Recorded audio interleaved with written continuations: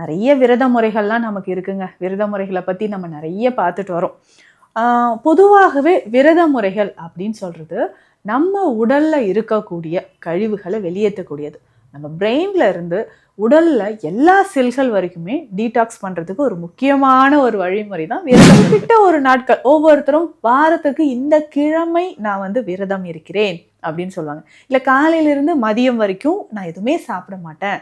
மதியம் நல்ல பூஜையெல்லாம் முடிச்சுட்டு நான் சாப்பிடுவேன் அப்படின்னு சொல்றது.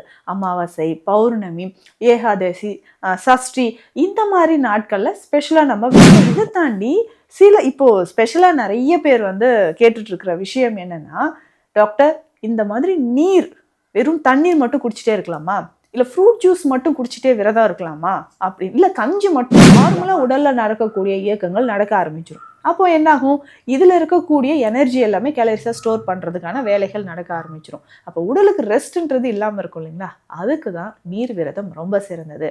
இது எப்போ எல்லாம் எடுக்கலாம், யாரெல்லாம் எடுக்கலாம், எந்த மாதிரி நீர் எடுக்கலாம், இந்த டவுட் நிறைய பேருக்கு இருக்குங்க.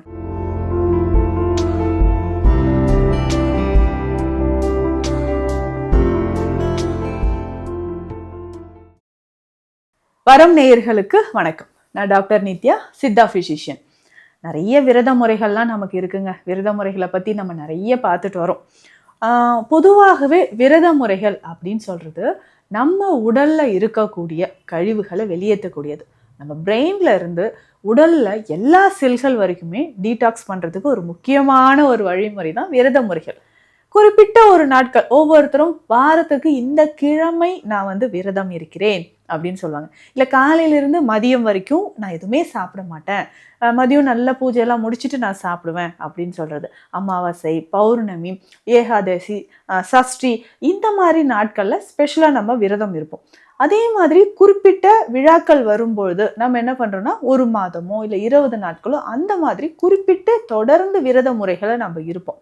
இதையும் தாண்டி சில வகையான விரத முறைகள் இருக்கு. நான் வந்து காலையில இருந்து ஈவினிங் வரைக்கும் சாப்பிட மாட்டேன். 1 மீல் பர் டே, ஒரு நாளைக்கு ஒரு வேளை சாப்பிட்றேங்க, ஒரு நாளைக்கு 2 வேளை சாப்பிட்றேன். இல்லை இதை தாண்டி இப்போ ஸ்பெஷலா நிறைய பேர் வந்து கேட்டுட்டு இருக்கிற விஷயம் என்னன்னா, டாக்டர் இந்த மாதிரி வெறும் தண்ணீர் மட்டும் குடிச்சிட்டே இருக்கலாமா, இல்லை ஃப்ரூட் ஜூஸ் மட்டும் குடிச்சிட்டே விரதம் இருக்கலாமா, அப்படி இல்லை கஞ்சி மட்டும் குடிக்கலாமா, ஸோ நான் எடுக்கக்கூடிய டயட்ல பாதியாக குறைச்சிட்டு, ஸோ ரொம்ப நம்ம வந்து சாலிடாக எடுத்தால் தானே உடம்புக்கு வந்து எக்ஸ்ட்ரா கேலரிஸ் போகுது. நமக்கு வந்து நம்ம ஃபிசிக்கல் ஆக்டிவிட்டிஸ் பண்ணாததுனால அது எல்லாமே ஃபேட்டாக டெபாசிட் ஆகுது. அப்போ வெறும் ஃப்ரூட் ஜூஸாகவே ஒரு நாள் ஃபுல்லாக நான் குடிச்சிக்கிட்டா, இல்லை மாதக்கணக்கில் வெறும் இந்த மாதிரி ஜூஸாக குடிக்கிறது நமக்கு நன்மை தருமா, இந்த மாதிரி நிறைய கேள்விகள் இருக்குது. பொதுவாக நீர் விரதம் அப்படின்னு சொல்கிறது ரொம்ப ரொம்ப முக்கியமானதுங்க. வாட்டர் ஃபாஸ்டிங் அப்படின்னு சொல்லுவாங்க. இந்த நீர் விரதம் யார் எடுக்கலாம், எடுக்கக்கூடாது, இதனோட பயன்கள் என்னன்றதை தெரிஞ்சுக்கலாம். பொதுவாக நம்ம ஒரு உணவு சாப்பிட்டோன்னு வச்சுக்கோங்களேன், உடலில் என்ன ஆகும்னா ஹார்மோன்ஸ் எல்லாமே ஆக்டிவேட் ஆக ஆரம்பிச்சிடும். ஓகே, லிவர் என்ன பண்ணணும்னா அது என்சைம்ஸ் எல்லாமே அதிகமாக செக்ரீட் பண்ண ஆரம்பிச்சிடும். உணவின் தன்மையை பொறுத்து சரிங்க. இது வந்து நல்ல நம்ம வந்து பிரியாணி ஒன்று சாப்பிட்றோன்னு வச்சுக்கோங்களேன், நல்ல ஹை கேலரிஸ், அதில் வந்து கொலஸ்ட்ராலும் அதிகம் இல்லையா, அப்போ நம்ம உடம்பு வந்து ஓகே இந்த ஃபுட்டு உள்ளே வந்திருக்கு, இதை டைஜஷன் பண்ணுறதுக்கு இந்த அளவுக்கு ஹார்மோன் நமக்கு தேவை, இந்த அளவுக்கு என்சைம்ஸ் நமக்கு தேவை அப்படின்னு நம்ம நினச்சிக்கிறோம். ஸோ அப்போ அந்த உடல் என்ன பண்ணுன்னா, இந்த அளவுக்கு ஹார்மோன்ஸை வந்து செக்ரீட் பண்ணி அதை டைஜஷன் பண்ணணும் அப்படின்னு நமக்கு தோணும். அதே மாதிரி தான் இன்சுலின் அப்படின்றது ரொம்ப பெரிய மேஜர் ரோல் ப்ளே பண்ணுது நம்மளுடைய உடலோட எல்லா இயக்கத்திற்குமே. அப்போது இந்த இன்சுலின் அப்படின்னு சொல்கிறது, நம்ம எந்த வகையான உணவு சாப்பிட்டாலும் உடனே வந்து செக்ரீட் ஆக ஆரம்பிச்சிடும். எப்படி லிவர் என்சைம்ஸ்லாம் செக்ரீட் ஆகுதோ அந்த மாதிரி.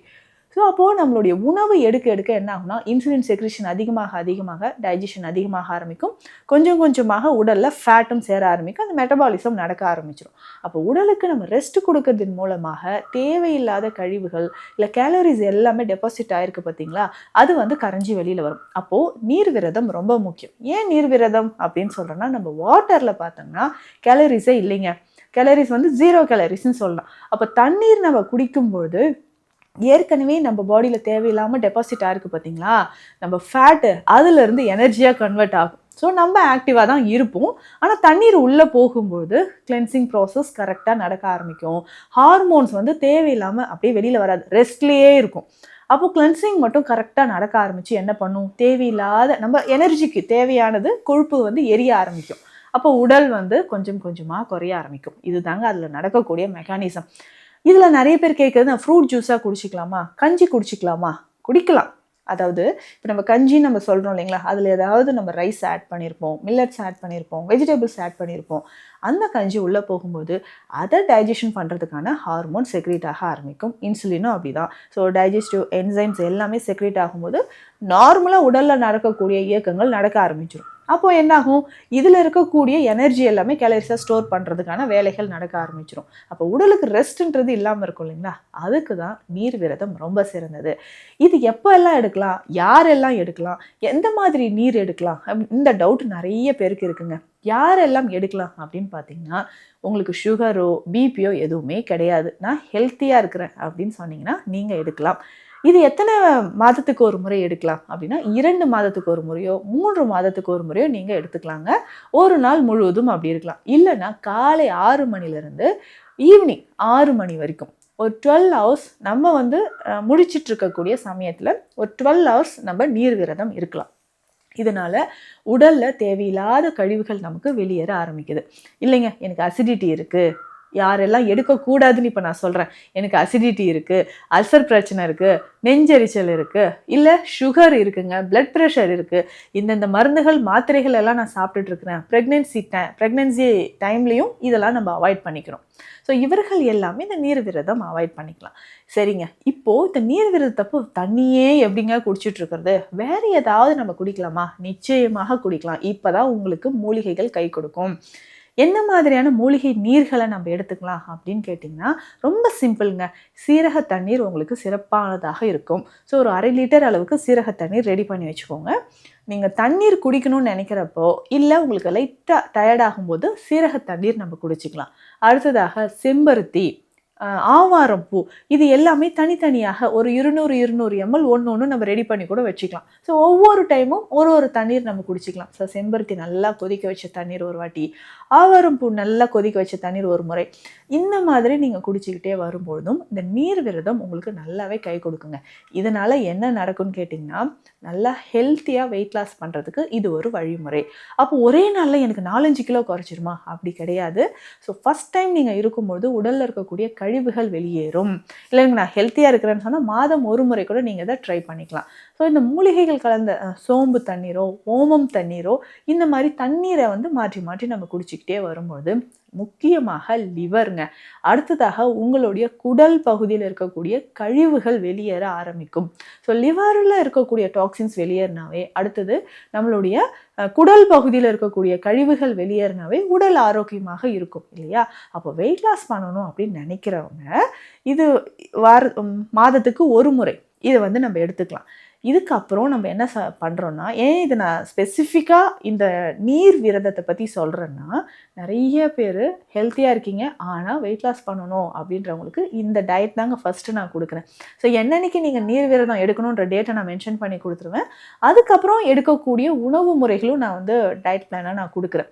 ஸோ அதனால தான் நம்மக்கிட்ட ட்ரீட்மெண்ட் எடுக்கிறவங்க ரொம்ப ரொம்ப சக்ஸஸ்ஃபுல்லாக நல்லாவே ஹாப்பியாக சைட் எஃபெக்ட்ஸ் இல்லாமல் வெயிட் லாஸ் பண்ணிகிட்ருக்கீங்க. இப்போ வெயிட் லாஸ் பண்ணணும்னு நினைக்கிறவங்களுக்கு ஏற்கனவே ஹார்மோன் இம்பேலன்ஸ் இருக்குங்க, சுகர் இருக்குங்க, பிசிஓடி இருக்குது அப்படின்லாம் சொன்னீங்கன்னா, அதற்கு ஏற்ற மாதிரி மருந்துகள் சித்த மருத்துவத்தில் கொடுத்தும் நம்ம வெயிட் லாஸ் பண்ணிக்கிறோம். ஸோ நீர் விரதம் சொல்கிறது ரொம்ப முக்கியமான ஒரு விஷயம்.